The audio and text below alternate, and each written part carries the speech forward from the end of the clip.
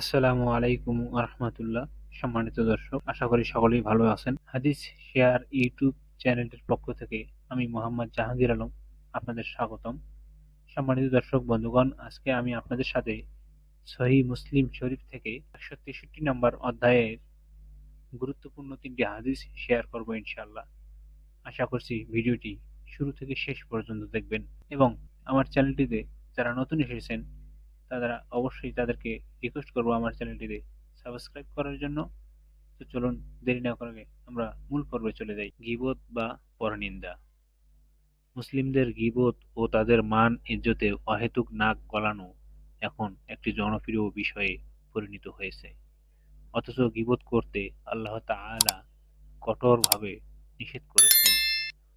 মানুষ যাতে গীবতকে ঘৃণা করে এবং তাতে নিরুৎসাহ হয়, সেজন্য আল্লাহ তাআলা প্রত্যাদেশ করেছেন। সর্বোপরি তিনি গীবতকে এমন ঘৃণ্যভাবে চিত্রিত করেছেন যে কোনো মনেই তার প্রতি বিতৃষ্ণ হবে। তিনি বলেছেন, ولا يغتب بعضكم بعضا أيحب أحدكم أن يأكل لحم أخيه ميتا فكرهتموه অর্থাৎ তোমরা একে অপরের যেন গীবত না করো। তোমাদের কেউ কি স্বীয় মৃত ভাইয়ের মাংস ভক্ষণ পছন্দ করে? অনন্তর তোমরা তা অপছন্দই করো। সূরা আল হুজরাত আয়াত 12। গীবতের পরিচয় প্রসঙ্গে নবী সাল্লাল্লাহু আলাইহি ওয়াসাল্লাম সাহাবীগণকে লক্ষ্য করে বলেছেন, তোমরা কি জানো গীবত কি? তারা বললেন, আল্লাহ ও তার রাসূলই অধিক জ্ঞাত। তিনি বললেন, তোমার ভাই যে কথা অপছন্দ করে তার সম্পর্কে সে কথা বলার নাম গীবত।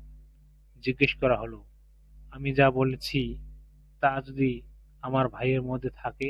রাসূলুল্লাহ সাল্লাল্লাহু আলাইহি ওয়াসাল্লাম বললেন, তুমি যা বলছো তা যদি তার মধ্যে বিদ্যমান থাকে তবেই তুমি তার গীবত করলে, আর যদি না থাকে তাহলে তুমি তাকে অপবাদ দিলে। সহিহ মুসলিম 2589।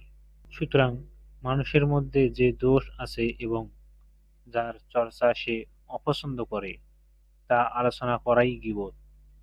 চাই সে দোষ তার শরীর সংক্রান্ত হোক, কিংবা দিন ও চরিত্র বিষয়ক হোক, কিংবা আকার আকৃতি বিষয়ক হোক।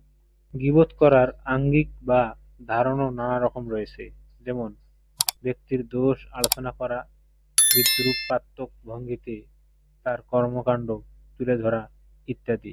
আল্লাহ পাকের নিকট গীবত বড়ই কদর্য ও খারাপ কাজ হওয়া সত্ত্বেও মানুষ গীবতের ব্যাপারে খুবই উদাসীনতা দেখিয়ে থাকে।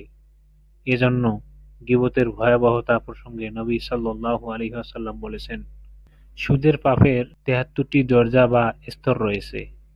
তন্মধ্যে নিম্নতম স্তর হচ্ছে স্বীয় মায়ের সাথে ব্যভিচারে লিপ্ত হওয়া তুল্য পাপ, এবং ঊর্ধ্বতম স্তর হল কোনো ব্যক্তি কর্তৃক তার এক ভাইয়ের মান সম্ভ্রমের হানি ঘটানো তুল্য পাপ। যে মজলিসে কারো গীবত করা হয় সেখানে যে ব্যক্তিই উপস্থিত থাকুক তাকে তা নিষেধ করা ওয়াজিব। যে ভাইয়ের গীবত করা হয় তার পক্ষ নিয়ে সাধ্যমতো তাকে সহযোগিতা করাও আবশ্যক। সম্ভব হলে ওই মজলিসেই গীবতের বিরুদ্ধে প্রতিরোধ গড়ে তুলতে হবে। নবী সাল্লাল্লাহু আলাইহি ওয়াসাল্লাম বলেছেন, যে ব্যক্তি তার ভাইয়ের মান সম্ভ্রমের বিরুদ্ধে কৃত হামলাকে প্রতিহত করবে, কিয়ামতের দিন আল্লাহ তাআলা তার থেকে জাহান্নামের আগুনকে প্রতিহত করবেন। মুসনাদে আহমেদ হাদিস নম্বর ২৭৫৮৩, তিরমিজি হাদিস নম্বর ১৯৩১। সম্মানিত ভাই ও বন্ধুগণ, ভিডিওটি শুরু থেকে শেষ পর্যন্ত দেখার জন্য অসংখ্য ধন্যবাদ। আমার চ্যানেলটিতে এখনো পর্যন্ত যারা সাবস্ক্রাইব করেননি, সাবস্ক্রাইব করেন, আমি আপনাদের রিকোয়েস্ট করব এখনই আমার চ্যানেলটিকে সাবস্ক্রাইব করুন এবং ভিডিওটি যদি আপনার ভালো লেগে থাকে অবশ্যই আপনাদের বন্ধুদের সাথে শেয়ার করবেন। সবাই ভালো থাকবেন, সুস্থ থাকবেন।